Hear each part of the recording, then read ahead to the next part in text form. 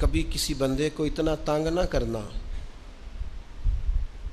کہ وہ اتنی تکلیف میں آئے کہ وہ خود تو کچھ نہیں کر سکتا، ماڑا ہے، لیکن پھر وہ رات کو اپنے رب کی بارگاہ میں بیٹھ کے کہے کہ تو حاکم و عادل ہے مگر تیرے جہاں میں ہے تلخ بہت بندہ مزدور کے اوقات۔ پھر ایسا نہ ہو غریب ہے، ماڑا ہے، خود تو کچھ نہیں کر سکا، پھر اللہ کی بارگاہ میں تیری شکایت کرے۔ ایسا نہ کرنا۔ میرے نبی پاک علیہ السلام کے درویش صحابی تھے حضرت سعید بن زید رضی اللہ تعالیٰ عنہ، فقیر فاقہ مست، حضرت عمر رضی اللہ تعالیٰ عنہ کے قریبیوں میں سے تھے۔ ایک عورت نے الزام لگا دیا زمین کے قبضے کا۔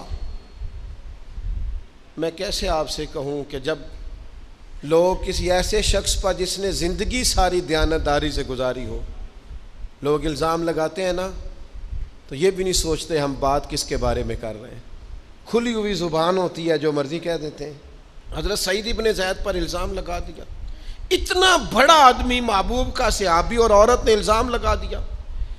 اور جب اللہ والے بد دعا دیتے نہیں، لیکن جب کوئی تکلیف اتنی دے، کلیجہ پھٹ جائے، پھر بندہ کیا کرے؟ وہی بات کہ اب وہ کچھ کہہ نہیں سکتے تھے، ایک عورت پر کس طرح کوئی بات ہو سکتی تھی؟ دونوں ہاتھ اللہ کی بارگاہ میں اٹھائے، یہ صحیح حدیث میں موجود ہے۔ دونوں ہاتھ اللہ کے حضور اٹھا کے عرض کرنے لگے، مالک اگر یہ عورت جھوٹی ہے نا تو پھر اسے اندھا کر دے اور اس کی قبر اس کے گھر میں بنا دے۔